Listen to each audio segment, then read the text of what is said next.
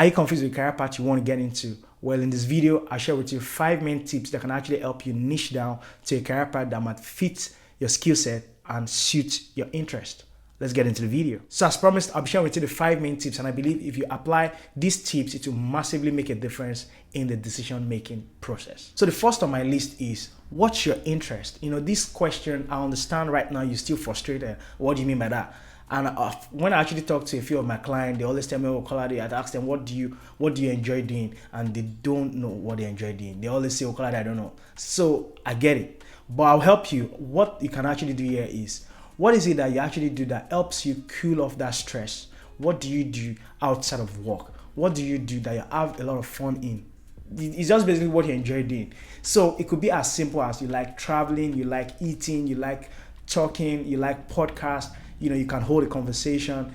Do you get what I'm saying? If you like traveling, there are a few stuffs you can actually get into. So if you like managing stuff, you are good with people. Managing stuff itself is like managing a project. A few things that you're already doing that you don't know. So project management can be your calling. Talking with people, managing people is people skill. And, that's something around HR. My point is, what do you enjoy doing? You like traveling? Well, it's known for a fact that consultants travel. So these are the few ways you can actually know your interest. Identify what you like doing. Imagine someone that naturally likes social media, that likes looking for ways to add value on social media. There's a high chance that you can find something around this while working in a company. So that's one thing you can actually use in identifying what career path might be for you. One thing I will also say with respect to this one is, speak to your family, speak to your friend. You can sit down and look for your top 5 skills compared to what your friends and family say. I actually did this one, and you find out that what you're looking for might be just right in front of you. The next way you can actually identify what career path you might like is the modules you actually enjoy doing. For example, you're doing your undergraduate program or you're doing your master's program. What modules do you look forward to? Do you get what I'm saying? I get it. Some lecturers are annoying anyway. They spoil the module that might actually even be something you should get into, and all of a sudden you don't like it. For example, mathematics. I wonder why mathematics teacher and intro tech teachers are always difficult. So probably that's why I don't like these modules. So long story short, what modules do you enjoy doing? In my own case, there were 2 modules I loved when I was in my master's program. One is sustainability and corporate social responsibility. I really love something around these things, how companies or how you as a human being, you contribute positively to the environment. And the next one is strategy management. Now, the first one, unfortunately, there are little to no opportunities in the market that can sponsor my tier 2 visa. So I couldn't really waste my time getting into that. So I just said, you know what? I love strategy. I've always been that way. I love businesses. I love solving problems. I love recommending stuff to people.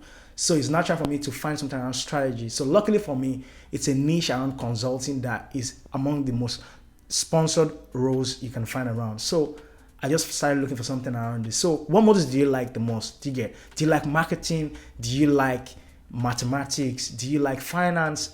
You might be something. If you don't like finance, it's clear you shouldn't even get into finance. So this is another way you can actually know what you might like. Another way you can also know is, if you're writing your final project, did you enjoy that project? Did you enjoy that topic? Now, is there a career path in that one? And I believe if you figure it out, you'll be fine. Another way I believe can massively help you is testing the water. And this one is when you get or look for an internship program or a placement. In my own case, I was lucky to do a placement in my master's program, 6-month placement. Now, this placement, I did it in a charity settings, like I did it in the charity sector, and I already know that this environment or this industry is not for me. So that's another way you can actually know or find out things you might like. For example, I did consulting, so I know I like consulting anyway. So that's one way you can know. Look for internship opportunity, volunteer in places, and I believe you would be able to know if you even like this industry, if you like this career path. Volunteering is easy. You can go to stores around you, go online, go to your university website, you would find something. Now, the thing is, with internship placement, it might be difficult to get. I get that idea. If you can't get internship or placement, that's why I actually recommend volunteering. So I think you'll be fine. Another way you can use in identifying what career path you might like is to go the traditional route. But this time around, I want you to network. What do I mean? You need to speak to people. For example, is there a career path you are thinking of? How would you know if you like it? Speak to people on LinkedIn that in that role, they're already doing the job there. How do you find these people? I understand you might be thinking, how that? Look for people that are from your heritage, that are from your background, that are from, maybe you're in Nigeria, look for people from Nigeria or people that will actually finish from your school. they would easily connect with you. That's how life works anyway. So my point is, speak to these people. Do they look like they enjoy it? I mean, another thing again, do you see yourself in that role if they talk? And that's another way you might find out or figure out if you actually like that role. I remember I attended a few events, and when some people from audit department were talking, I knew audit might not be for me, man. And I've done audit as a model. It's one of the most boring models I've ever done. So these are ways you can actually, speak to people, and I believe you go do all right. So the next one is to subscribe to my channel, s'il vous plaît. Please subscribe to my channel because it motivates me to make more videos like this.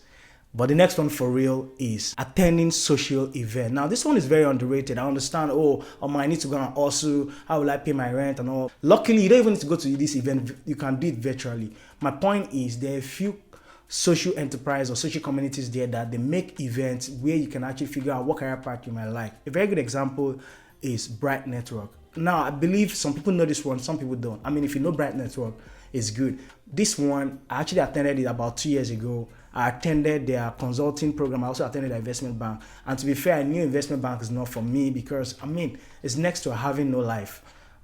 That's what I think. But some people like it anyway, and they pay more money. But I just knew it's not for me. And I did consulting, and I felt like, this might be for me. And one thing is, they'll pair you with someone they'll give you guys like an assessment. So you go and do a case study, you bring it back, they'll pair you with someone that will assess yours, you assess the person. And from there, you figure it out if you like it, because it's just easy ways to know.